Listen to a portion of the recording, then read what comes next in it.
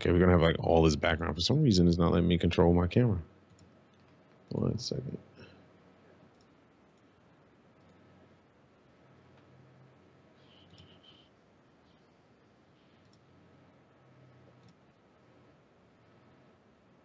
Let's see, camera control. Yeah, it's not letting me zoom in or anything. It's really weird.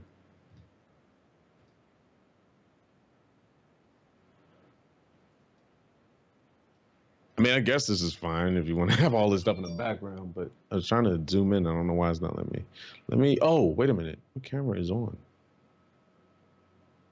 Oh, I see why. Okay, I got you.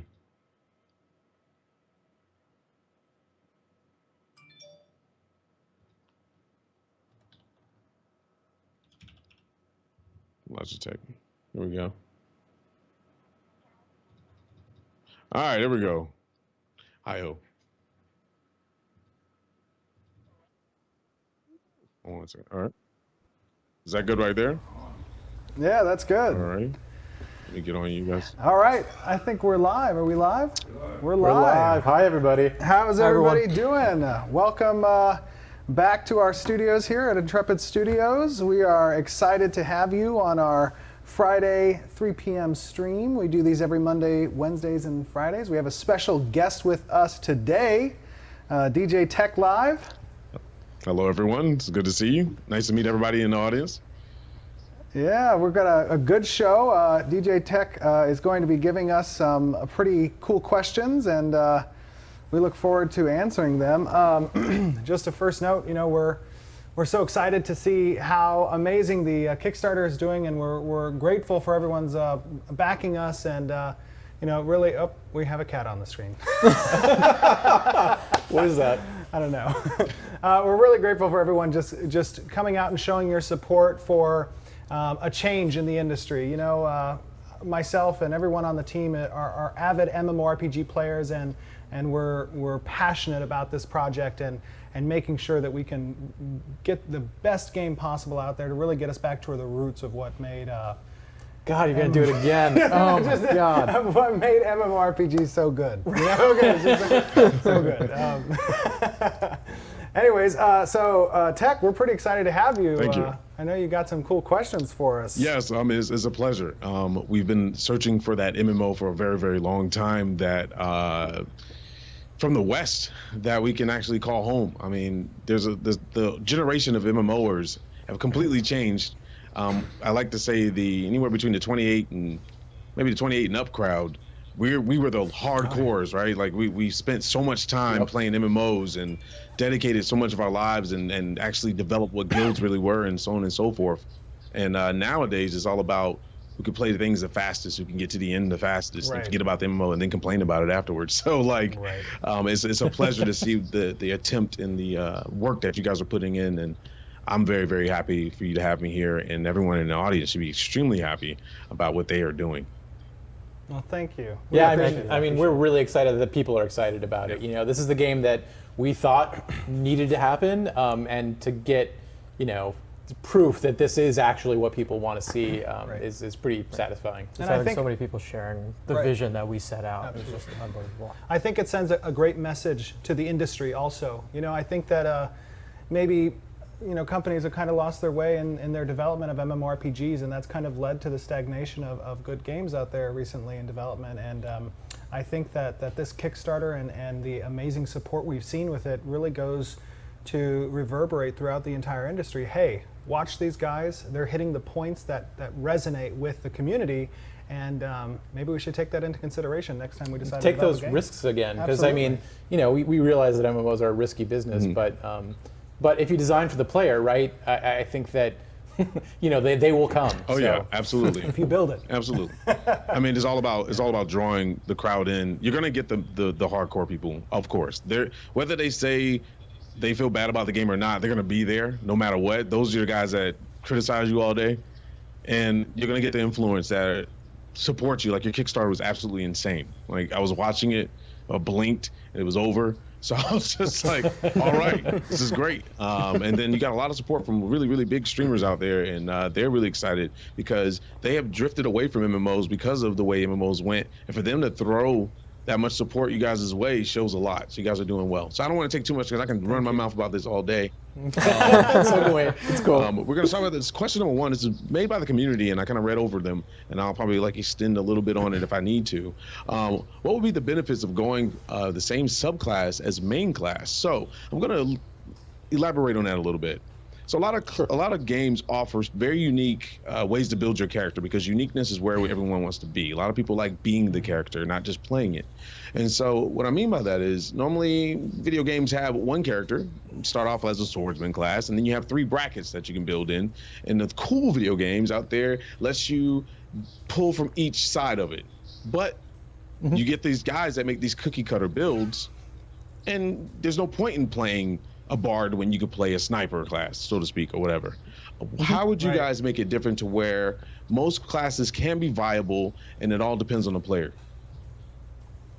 That's a great question, and I think that our class system is pretty unique in the sense that what we're allowing people to do is stick with that core traditional role that was prevalent early on in the MMORPG genre, where you have these archetypes, and that's your primary class in Ashes of Creation. And then we wanted to include that customization aspect, not only through the progression of your primary class, but in choosing a secondary archetype that's going to not necessarily grant you new skills, but instead give you the flavor of what that different archetype can do to your existing skills.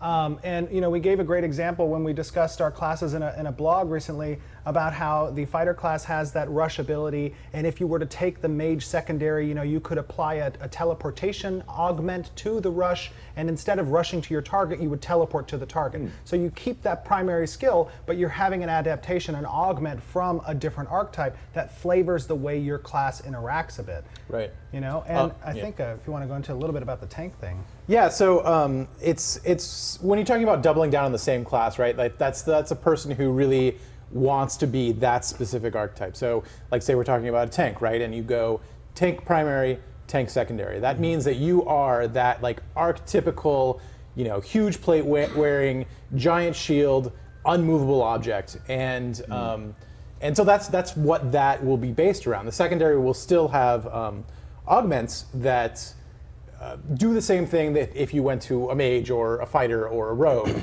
but those augments will kind of further solidify you in that role and give you more options in how you want to do that tanky build. So one of the examples there is like you have a taunt. That taunt, snaps aggro from a guy, it increases your hate, and it brings them to you. Well, if you go tank, you might get an augment that allows you to modify your tank or your taunt skill, and adds a reflection shield to you at the same time, so that while that taunt is active, the creature is also taking spike damage based on how hard it's hitting you. Right. Okay. So it's about kind of finding how you want to express your role and how you want to make that role happen. So if you did a tank rogue, you might be based a little bit more on evasion tanking than you would on purely plate tanking. Okay. A tank is going to be based more purely on full-on damage mitigation. Right. So that's how we're planning on going with that. Yeah. Very nice. That's very unique, and I can't wait to see it in action. The question number 2 is: will there be any implement of a game payment system from role players, like hiring mercenaries, defend your supplies, towns? Node seems to be a very, very big part of your game. I think it's really intelligent the way you guys done it, especially with the map view. How will that play a role in the game? Hiring mercenary guilds and stuff? Yeah, are you talking about hiring other players or hiring like NPCs? Let's say both. So both. Well, I think that the interaction between players, obviously we're going to want to facilitate that within some type of UI that could potentially include a system like a hiring process. And I think that the majority of the responsibility lays on the players and their interaction with each other in order to facilitate that kind of interaction. I think from an NPC perspective, there are a lot of systems in place in the open world that include the ability to hire guards. The player-run governments are going to be able to add additional security to the walls potentially for a siege. The castles are going to have guild leaders that are going to be able to purchase mercenary NPCs for different siege locations on the battlefield. Well, Caravans specifically are going to have NPCs that are capable of being assigned to caravans based on certain developments in the zone and developments for the leading castle of that region. We want to have a lot of interaction there between these systems, I think. Right. Okay. So these NPCs, let's speak on that. A lot of games just kind of throw I like to call it a dumb AI within it. So they stick to a path. They're built on a path system. They go there, they walk kind of aimlessly there. Will these NPCs have some kind of intelligence if you're trusting, especially guarding something so important that you spend so much time on? Will they have any kind of intelligence or maybe a learning system? How do you guys plan on implementing that? I mean, it's going to be pretty similar to how our monsters work. We're working on an AI system right now that will give some intelligence to it. I mean, we're not going to be an IBM. What was the name of that? Of the computer, Watson? Watson. Yeah, it's not. We're not going to have Watson, but we are. We should have Watson. We should have Watson. Question and be like, what's the meaning of life? But we want to do things like give these guys character. We don't want them to be necessarily dumb, guys that you send out to kill. I mean, we want them to have a story of their own that they can tell you. They will have an AI that functions as well as our. Okay, sorry. Wow. What was that? Was that the Moonstrider? Yeah. I think that was Nice. a Moonstrider. Our video guy is having a little bit of fun right now. I guess. Bacon.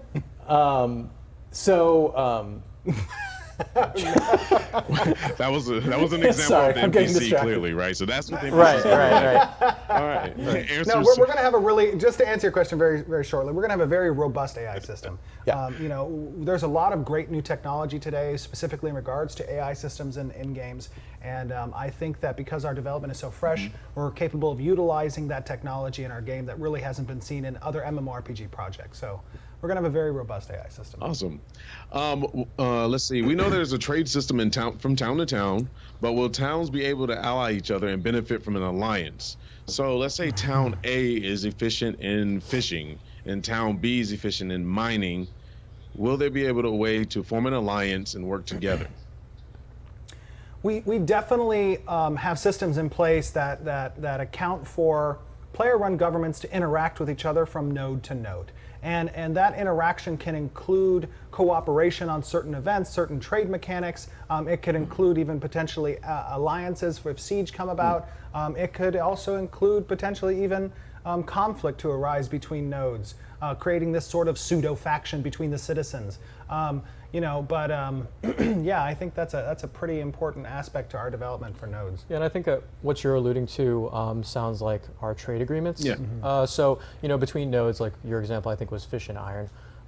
So, we're trying to set up a competitive advantage amongst the many nodes and the regions. So we're trying to have trade agreements to give the players a bit of agency to, I don't want to really say combat, but more so to navigate that situation and have them work together or against each other to make their own node more successful economically. Interesting, because that will bring apart a very cool way to structure and evolve the world. So a problem that I see in a lot of MMOs is that I'm not going to say any, but there's this one MMO. I know. We know what you're there's talking about. one That's MMO right. that allows static housing and development and stuff like that.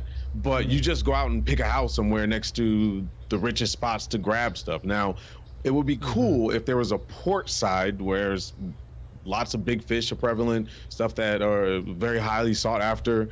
In the mining side, when it comes to any wars within the nodes or castle sieges, that will play a role in that, not just everyone just go out and get whatever, and go out there. I hear you 100% on that, and myself and everyone here on the team being huge MMORPG players, we've played every MMORPG under the sun, and we're coming at this with all of that experience and saying, what did they do wrong, where was the designers on this aspect, and saying, okay, we need to make sure that we tackle these issues from day one in our development and account for that in our design theory. And we'll just say, like, there will be reasons to fight over territory. Absolutely. People will gain things if they were able to destroy that node, and there will be a reason for people to fight. It's not just going to be random, oh, there's a house here, oh, there's a house here. There's going to be purpose behind it, and that purpose is going to be something that we are consistently returning to. And not only that, but another aspect of specifically in regards to housing, and our freeholds specifically, that we have 3 different types of housing,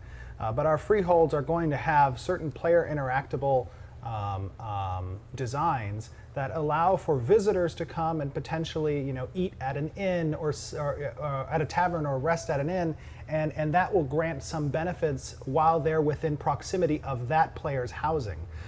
So it is going to be important to make sure that your freehold is positioned in areas that would attract traffic, and that is something to take into account when you're out there surveying for the right lands to place a home. And we're also talking about some pretty cool systems that I probably shouldn't talk about yet. Please do. Continue. We're talking about having different types of terrain give different benefits to your freehold. Yes. So that, like, let's say that you are a person who is really into agriculture and your farms. So, if you build next to a really nice river, that river is going to give you bonuses above and beyond what you might, find somewhere in the forest. Right. So there's going to be, reasons to seek out good pieces of land. And be creative in how you build your farms with what is out there, and to discover, different things that we've put out in the world that we're not going to talk about right now. Yeah, we think like anything that we add that adds the player to be able to make a choice for a reason is just a huge part of our development. Like the terrain being there, we want them to feel that they're next to a river. I mean, because it looks pretty, but not the only reason, right? Because it gives them benefits. I want to be in a desert for a reason. I want to be next to a mountain for a reason. So, those are the few of the things that we think of it in every aspect of development. That was a great answer. That made us. I'm pretty sure everybody's pretty happy and can't wait to jump in to be able to not just mindlessly grab land and be the first one to be able to get it, but make strategic moves and thoughts behind it. And well, that's actually, you brought up, I'm sorry, one additional one. Yes. Our housing and development is a huge aspect of the game. Awesome. But specifically in regards to this is going to be another land grab, like game, quote unquote, Hey. But it's not going to be that case, because progression in our world in regards to owning land and owning those freeholds comes with a third stage of node development. So it's not going to be like everybody gets into the server and boom, there's third stage nodes everywhere. There's no nodes everywhere. You have to build it. And as players develop those nodes in certain regions, that's when housing becomes available. And that's going to be different for all over the world. And there's going to be continually new nodes that are popping up. And ours isn't, I think that's pretty much it. No, that's great. I like the fact that we're shaping the world, so to speak. If a player goes out and does rush things, that they build a node and other players can come in and live. And I would like to touch, I don't know if the chat heard on one of their previous interviews that, and correct me if I'm wrong, because things could change. They can always change. Housing. We are all afraid that someone was going to jump and get the housing, or afraid of that. So I heard there are apartments. So I'm the type of person that loves to explore everything before trying to jump down the barrel of a gun and really fire off and get everything that I can. But that means I'm not going to be the fastest one to grab a node and build or whatever. The fact that you have housing for people that that take a little bit longer to dive into the game, that like to analyze their situations, I think that's really great. Is that still a thing for you guys? Oh, absolutely. Yeah. So the housing in regards to our apartment systems is an instanced form of housing. We have 2 open world housing forms. That's our in-node housing. Those are static homes that are available in a node, and you purchase them or rent them or whatever it's going to be. And then there are apartments, which are instance, and there's freeholds, which are out in the open world as well. So the apartment aspect of it is, if a player-run government of a node decides to begin developing an apartment complex within the node, that's going to grant players the ability to go to that area and rent or purchase an apartment in that's going to be an instance form. So we're not locking out players in development based off of the land rush idea of when that node propagates, but instead people have the ability to come in a little bit later and get that instance apartment and become a citizen of that node. Awesome. Now I'm going to hit on a subject that I'm pretty sure a lot of people want to hear, and that's called PvP. I'm a very big PvPer, but I feel a lot of MMOs, especially the Eastern market, has definitely kind of watered it down and made it to whoever has the best gear, no matter how skillful you are. If you get a couple of hits in, you destroy everyone. Whether there's NPCs protecting the lands that you're in or not, doesn't matter. Person has the best gear, can sit on a game for 13 hours a day and get the best gear, can kill anyone. Now, you guys will have NPCs, I'm pretty sure NPCs and regular players populate the lands. How will you make PvP a thing that doesn't just become something that's redundant on farming and grinding for gear, and then make it a part of the world to where we benefit from it, and also get PvEers involved in the PvP as well? That's a very good question, and has a lot of range in the topic. Yeah, I'm trying to think of it. So, like, Yeah. So, I mean, obviously, I played a lot of PvP-centric games, and I played a lot of PvE-centric games, and what's been difficult in the past as a gamer experiencing these different titles is the comfortable blend between the two.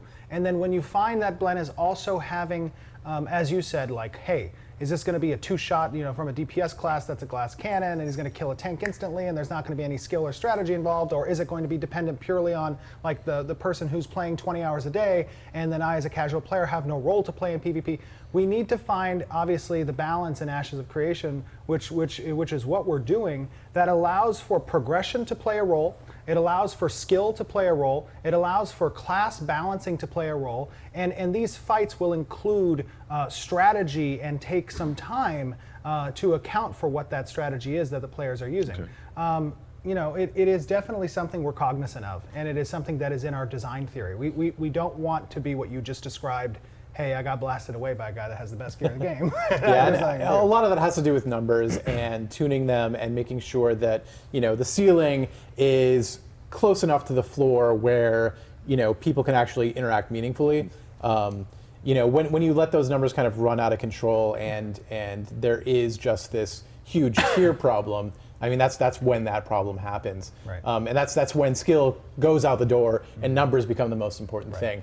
And that's something that we are working towards, but it's a huge numbers game. Yeah. And it's something that's going to take us a long time to nail down and balance and get right. But it's a goal of ours from the beginning to make sure that what you described right now doesn't happen. And the place for the PvEers, the people who are not necessarily as inclined to participate in those PvP situations, they place the importance of the world when it comes to PvP. If you don't have a strong, solid PvE focus as a game, then there's not much meaning to whatever PvP is going to provide.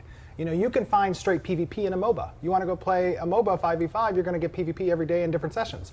In an MMORPG, you need to focus on what the world means to you as a player, and then that catalyst for meaningful conflict, which is PvP, is something that's way more important for all the peoples on the server. And I think, like, with our node system, we kind of create this feedback loop that no matter what your motivation is, if it's just PvE, if it's just PvP, if it's both, you're affecting the world. And if I'm a PvEer and Jeff is a PvPer, by me going out there and maybe I just want to mine, like all I'm doing is mining ore all day. Okay, well, guess what? That's affecting the node that Jeff lives in. Right. That's affecting how PvE is affecting his play cycle, right? My play cycle is affecting him, and we don't even have to meet each other. Absolutely. So we put that feedback loop in there for the world to function together, even if they're not necessarily interacting purely with each other on a person-to-person basis. Good point, Peter. That was a very good point. I like that. That's pretty amazing. Another way that I think will be pretty cool is if the PvEers can affect the PvPers in battle as well. And what I mean by that is there's a lot of people, and typically when you're in a good guild, you have people that excel at different things, such as collecting and crafting, which is a huge part of the world that gets left behind a lot of the times. A lot of people speak that crafting is such this big web of things you can do, but at the end of the day, people just go out and find gear and upgrade it till plus 12. Right. Crafters don't matter. So what if PvE or A can craft amazing gear, and they're sought after by different guilds and factions or whatever, or no factions, excuse me, guilds, and they want to recruit them, and then those PvEers still take part in PvP, but don't actually have to go into battle, because let's be real, there's a lot of PvEers that want to do it. Me and Steven just smiled at each other. 'Cause we've had this exact same conversation. This is a great point that you're bringing up. I mean, so many times, again, the whole reason why I even got started with Ashes of Creation is because often I found that people weren't playing the roles they wanted to play necessarily. They were either pigeonholed into one category or the other, and there was no intermixing of the two, as you just described. I for a long time when playing MMOs, I ran a very large guild, and I always made sure that there was a role to be played by anybody in the game that they wanted to do, whether it be the PvEer or the PvPer. They were interconnected in some way, shape, or form. And you gave a great example where crafting is a very centric application when it comes to PvP, and we've placed a huge emphasis on the economy and crafting when developing the design of this game. Yeah, crafters are going to be core to a lot of equipment progression and economic progression. It's going to be difficult to really participate in the economy if you're not participating in the crafting section of it. Yeah. And those people who really want to specialize in crafting, right, or specialize in a specific part of crafting, there's going to be actual mechanics to make their name known, to make them, hey, this is Muramasa who is making, this amazing sword, and he specializes in making this kind of sword, and people are going to seek him out and try to find him. There's so what much about Numine? fun. Yeah. Why didn't Numine make a sword? Could be Numine. But yeah, that's just one of, identity is a huge concept for us with the class system, with this system. When we want you to be able to, just be the character, have your own identity, and we think that being known for crafting a certain thing, as I get, whereas Steven gets eaten by an owlbear, as by the Dawnbreaker. Now I lost my complete train of thought. But that's okay. I was scared. It's live. Wow. If you guys implement that, that's amazing. I mean, that's what's missing in MMOs these days is the feeling of being wanted as a group, right? Everyone's soloing stuff, and you can put a guild name in there all day you want, but if it's filled with a bunch of people that's just soloing different things and chatting in guild here and there, chatting in guild chat, the game is going to lose its touch. And having people feel purpose with everything they can do and having your name on an object, we've been begging for this. And we think it's simple, right? Because we're not the developers. But it always sounds I know simple. how serious it could be. But the fact that you guys are taking into consideration of it, guys, this is why this Kickstarter is the way it is. I know we're probably getting crunched for time, so I'm going to shoot out these next two questions. We have some in-game footage, too, after we're done with you. Sure. I have two more questions. Well, one more right. question, because we already answered the one that was on. Okay. Pretty sure everyone wants to know, and you probably get this question a lot, how deep is the character customization? Because that's extremely important, being an individual in the world and not looking like, Jared Sword 1 and Mr. I'm Gonna Kill You 3 looks exactly the same with a different hairstyle with different color. How deep is it? I think you may have seen in the visuals we're showing of our game that aesthetics are a huge part of it. And if you have this beautiful world with no character customization, and you just have, like you said, Sword Joe 1 and 2 running around, it really breaks the immersion. Mm-hmm. So character customization is a huge part of what we're going to be allowing people to identify as when they're creating their character. We're going to have a lot of flexibility, range that people can play with when they're creating a unique character who they can identify with. Awesome. Right. Yeah. And I think, you can see that a lot of our focus is on the aesthetic of the world, but we completely understand that at the end of the day, a large portion of it comes to yourself, right? You want to see the character that you imagine up here on the screen. And, we're cognizant of that, and we're completely behind that with our character customization 100%. ideas. Yeah, and it's also going to include not just like what your character looks like, but what your character wears. Yes. There's going to be a large bevy of options and ways to, show different appearances and customize what your armor looks like and do a lot of cool things like that to really kind of, nail that look, that iconic look that you want for yourself. Yeah. Awesome. I can't wait to see it. So you have in-game footage? Yeah, we got some in-game footage. All right, let's do it. I think we have in-game. I hope we actually, do. it's not in-game footage. We have a live in-game player. Okay. Tristan. Tristan, you ready? Are you ready?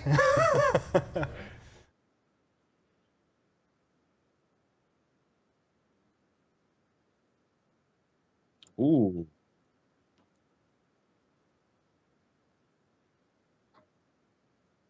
Oof. I like to say, I didn't mean to cut you off, but man, this game was gorgeous. Oh.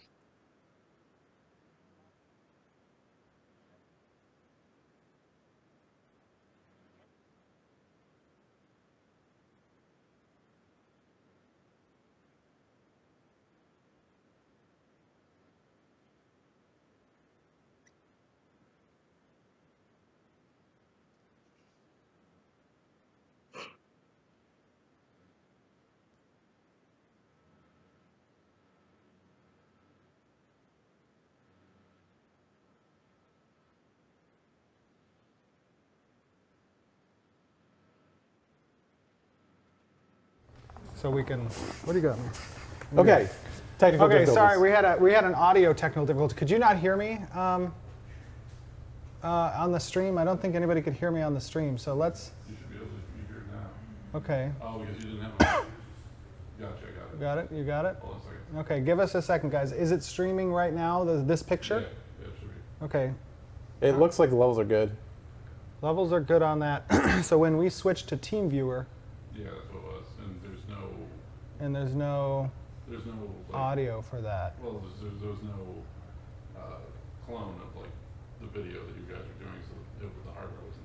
Right. So are we good now to show it? Or Well, it's like, well, I'm okay. So give us a moment. What we're doing is we have the stream running off of one computer, and it would be really it would be a little difficult. We could talk a little about Freehold if you want. Yeah, that's fine. We're just getting the audio set up so that we can team view into Tristan's client for the game server. All right, so audio should be good. Are we good now with audio? Okay, audio check. Stream's good with audio? Yeah, Jennifer? Yeah. All right, cool. All right, so I'm sorry, let me start again. What we're showing here is our in-game environment right now. Tristan's on a rogue, I believe. Yes, he's on a rogue. He's on a road. And he's going to be moving through what our freehold system, basically. So our freehold system acts as player housing that's on a plot. And these plots can be laid out in the open world when a node develops to stage 3 or above. And at the stage 3 or above level, nodes have a zone of influence that encompasses a large portion of the world. This is where players are doing activities and killing monsters and questing and all that. Everything that you would do in an MMORPG is being done and being collected by the node and advancing in stages. And that's done in the ZOI. You as a player can lay this plot down as a freehold, and you can build up a house. You can build up farms. You can build up industry and windmills, and you can create your professions. Oh, I think there's there a baby deer pet in there? I think there's a little baby deer. There's a baby deer. Nice. I like I like the little baby deer. Basically, this freehold allows you to participate in the artisan class. It allows you to have a home that you can customize. It allows you to really do a lot of different things. Now, if you take a look at there, the freehold is actually pretty sizable. It's intended to fit multiple buildings, and that's kind of the idea behind it, is that you can take this little plot of land and build it out however you want to. You could make it farming based. You could make it ironworking based.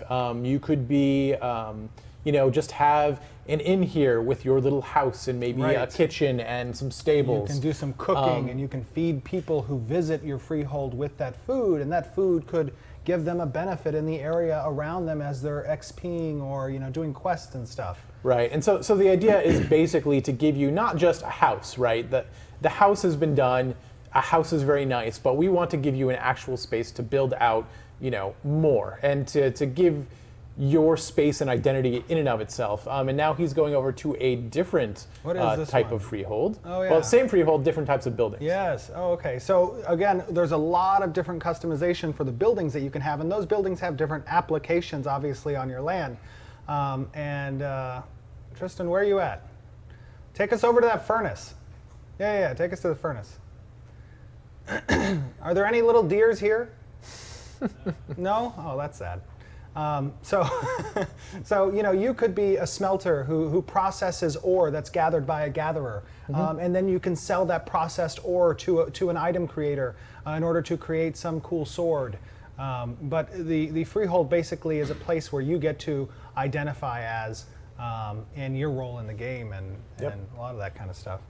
Yeah, and on these freeholds, you don't even necessarily need to build a house. You could make it completely industry-based. Yes.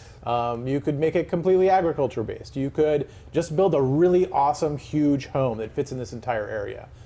So again, lots of options, some really cool stuff that I think we're doing there. And this is all, for those of you who are joining us the first time, this is all pre-alpha gameplay and client right now. Yeah, we're actually playing this live, so. That is true. Tristan, give us a little jump. You can do a little jump? Okay, there you go. Very nice. So yeah, that's a little bit of our in-game footage. You want to bring us back, Michael? Oh, we're back. Oh, we're back. All right. And bacon. Nice. Wow. The Baconator. Wow, that was absolutely amazing. I mean, the look of the game, the feel of the game, I can already tell that the flow of the game is going to be beautiful. The movement looks very realistic. Can I ask a question that you may? Sure. Did you use motion cap This is a on the Q&A. characters, or were they processed through an artist purely? We do a little bit of both, actually. We have an animator here, David, and he's a very talented animator.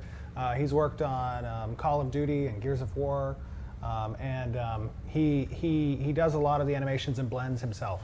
That was incredible, and I was super excited about the rogue.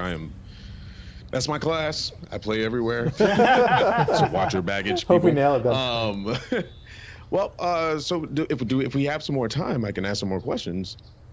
Sure, yeah, we have a little bit of time. Okay, great. Go ahead. Okay, guilds. There's something I really want to hit on. Is very touchy for everyone. How will you make guilds just not be a collection of people? How will guilds be something to where it's a social aspect? A lot of games ruin that by adding instant ways to teleport to dungeons and extreme flying mounts, and you take all that social aspect out of the game. What are you guys doing to prepare for that and create something to where the social aspect becomes to be a home, a world where people can escape the everyday hustle and bustle of the real life, to feel like they can come and spend hours upon hours in game and not feel like it's just... Dude, I think you just took the words out of my mouth. That's exactly what we want to accomplish with our game, not just necessarily our guild, but the game in general. But particularly about guilds. Myself, my personal history in MMORPGs and being a gamer for the past 25 years since I was 7 years old was that community aspect. I mean, it is so rare to our genre that you can participate in a community where you're talking with people from all over across the world, thousands of different people, people you would have never had the chance to interact with before, and you're problem solving and you're adventuring and you're advancing through this complex maze of intricate gameplay. And it was just what hooked me on the genre. And it motivated me to make sure that we could get back to that focus of community in Ashes of Creation. I think it's partly why you see our game has taken off so far, because when we first announced Ashes of Creation back in the middle of December, about 4 months ago now, I would say, 4 months ago, I was, and still am, heavily involved in participating in the community on the Discord, on our forums, on pretty much anything you can imagine. And it's because I want to make sure that the community is the central focus of Ashes of Creation, not just having an amazing game, but having a company that actually listens to and interacts with the community to hear and be in touch with what the players want to experience. And I think that's what's led to our stagnation in this genre, and why I'm so motivated. We're all so motivated to get back to making MMOs amazing. Yeah, again.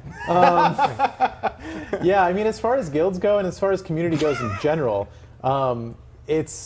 we're trying to put in mechanics that encourage people to work together towards things. Whether that's in conflict or in cooperation. And that goes with guilds, right? Guilds can can form alliances, guilds have their own identities, guilds can have their own guild houses. They can level up, they have skills associated with them, they can participate in the sieging mechanics of castles, they can exert influence over the rest of the world, but they can also be, guilds that are more catered towards a little bit larger number, and then you have benefits if your guild is more focused on a smaller, close-knit community, and there are applications for both as an identity in our game. And I think sometimes in the past, when you have guild-centric games, they sometimes become Zergfests. And absolutely, in our design philosophy, we are not going down the road of a Zergfest. There will be appropriate mechanics that need knowledge, that need the application of smaller communities and larger communities working together in order to accomplish certain goals and to overcome mechanics. I mean, those are central to our guild philosophy. And we think, the social aspect, we try to do that throughout every stage, right? I mean, social buildings, we want people to have a place that they call home and that they can go gather with friends. And if it's a tavern, you grab food, you grab a drink. If you go to a guild house, you're decorating it how you want. Your guild has a certain identity. If you're having elections in a node for the government structure, we want there to be player participation and basically a social aspect of, we're here and you play an MMO to play with players, right? Yes. So we understand that, and we want that to be important. Yeah. And that's within the guild and without the guild, right? If I'm a guildless person, I still have an identity with my node. I still have an identity, with the people who are around me in my local area. So it's at every level, and it's not exclusive to guilds. And that's another reason why we're a non-faction based game. Because we don't want to separate communities. I mean, there's no reason to separate a community. You are one community, and you can direct your own agency over what peace and war means to you. You can cooperate or not cooperate. You can experience content together or not. That's entirely your decision as a player. The most important aspect of this is, if this is something that's resonating with you as a viewer, right, that you get on board with supporting this project, because we need to tell the industry, hey, these are tenets that players want to see, right? And the best way to do that is to show them performance, right? If they see our project as they have on our first day or within 36 hours hitting $1 million on Kickstarter, and not having spent a dime on advertising, what does that communicate to the industry? Hey, listen up, watch. This is what we are saying is what's resonating with this genre. And the MMORPG genre is not dead. It's just had a drought of good development. I hate to say that, but it's just had a drought of good development, and I think that. And a lot of that is the massively single player problem, right? Absolutely. And it's in order for communities to stick together, they need to work together. Yes. And I think that's the bottom line as far as that goes. Yep. I mean, wow, you guys are giving us so much ear candy right now. It's insane. I mean, the thing that I see, I consider myself an observer, and I observe a lot. I really don't speak too much. I just like to react off of it. You guys are excited. You guys are in love with the genre. You guys are gamers, and that's huge for us, because a lot of people that consider themselves gamers back in the EQ days have kind of left that behind, to be honest with you. They want to develop the great game, but they're very much on that money grab situation, because they're looking at the market as, hey, we're MMO. People don't know what they want. They'll bark for one thing, go for another. We need to get as much money as we can, and then work on the next project. But you guys seem like you are just dedicated, and I have to say that was very heartwarming to hear. Like, I was just, everything inside of me is getting all excited, and I tell my community, I said, don't get too hyped. Go in there with minimum hypeness. That way you won't be disappointed, But now I'm saying, guys, get hyped in the chat, because this is insane. This is insane. All right. I think I got one more big question. Hopefully it doesn't go over. The world. No, you're good. Oh, great. You're good. All right, Last good. question. Thank you. The world. The world shapes everything. You can have an amazing PvP system, PvE system, whatever, but how is the world? Is it very linear? Are we going to walk it down a path? And what I've seen, I'm liking, but I don't want to jump to conclusions. Will it take time to walk from point A to point B? Is there a reason to continue to want to walk from point A to point B? Will there be teleportation to where you save at a node and you can walk miles and miles and just disappear and go there? Because the level of discovery and the environment and seeing it change, because you guys have seasons, to me, all that development goes to waste if someone's just teleporting around the map. You're 100% correct. Go ahead. Sorry, I have feelings about this. Great question. So I mean, it's important to Discovery is great, right? Like logging into the MMO the very first time, like you want to like feel like there's a world out there that's exciting and that you can find something that somebody else can't necessarily. And that's what we want from our world. What? I'm sorry. No. It's okay. It's okay. Yes. Huh? Oh, sorry. We're running out of time. Go ahead. No. Go. Okay, so I'll make this really quick. Yes.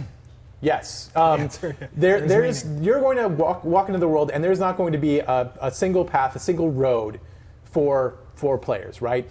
As you go out and you find a good node that you want to establish with, and a bunch of players get together and they start leveling it up, then roads start to come out. That's where you get your path. There's not going to be a whole lot of fast travel. You're not going to be teleporting from node to node to node.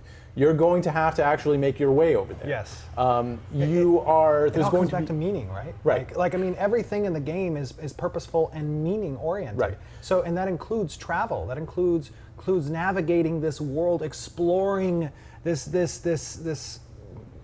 thing you've never experienced before, and we don't want you to just skip past that and port somewhere. Exactly. Especially because we're putting so much money into it, right? Yes. Like it's silly to put so much development time into this place that you're going to spend 10 minutes at and go on to the next one and never see it again. Right. Like that's pointless development to me. And it doesn't mean that there's not applications for faster travel, but there's not fast travel. Right. I mean, if you have explored an area and you want to jump on a mount, obviously, and it's going to take you faster, that's a different story. Mm-hmm. But just going to a gatekeeper and saying, okay, here's 1,000 gold. Okay, I'm going to port across the world, and then that's that. And the word you use, discovery, I mean, it's an amazing question because that's exactly the word and concept that we've used a lot in design meetings about how we want discovery to come back up for the player. That if there's a mountain range that they had never seen, or like there's a dungeon that they are discovering, right? We want that to be something that matters to them in their narrative, and we want to build that for them so that they can. And not only that, but the world is constantly changing. It's changing based on the activity of the players, and you deciding you don't want to take a certain path because you've been down there before, you're going to be missing out on what's changed on that path. Right. You're not going to necessarily, I mean, the wiki problem is a huge problem for MMOs, right? Like once somebody's been down that path, what's the point in going and discovering it? So we've got things in place that will alleviate that somewhat. You're going to eventually know what the world looks like, but you're not going to necessarily know what is there in the world. Yes. Because that'll be changing based on what's happening with resources, based on what's happening with nodes, based on what's happening with certain dynamic dungeons that we're talking about. Quests and the monsters that change, so, yeah. the tables, all that kind of stuff. Yeah. Well, guys, I'm extremely impressed. I went in. I pushed towards the Kickstarter a lot more than I've done any other Kickstarter, and good to hear it. For what you guys have told me, I mean, it's you're bringing back like 7, 8, maybe even 15 years of my life that I've lost when it comes to the love of these MMOs, because the market has definitely changed, but you guys are bringing some light into it, and I just hope everything goes well, and I wish the best for you. And chat, you guys have to give it up for these guys. Like, you can still give, you can still help while you're playing these games. Please be sure to give them feedback, because I'm pretty sure they'll listen, obviously. Oh, yeah. Obviously. Absolutely. Yeah, get involved on our Discord. Register on ashesofcreation.com. If you haven't backed us, consider backing us. We want to tell that story that Ashes of Creation is, and the more people we have involved in our community, the more development we have in our community, the better. Yeah. Yeah. Well, the more games will follow our lead. Right. Absolutely. Well, I'm pretty sure my time is up, but I would like to thank you guys. Chat, this has been DJ Tech Live. Ashes of Creation, an amazing game. Get involved with the community. If you want an MMO, be involved in an MMO. Don't just talk about it. Thank you so much, guys, for having me. It was an absolute pleasure. Thank you very much. Thank you, sir. That was amazing. Anything I can do for you guys, you let me know. Thank you very much. All right. So I think we may have just a time for maybe one or two questions, honestly, from, I know we put up something on our Ashes of Creation subreddit. If players have some questions that they would like to field to us, we'd be happy to answer them. The most votes gets your question answered. So let's go with the top question. We'll see if we have time. Yeah, I think one of the big questions, one by Ravix. Ravix. Hope I'm pronouncing your name correctly.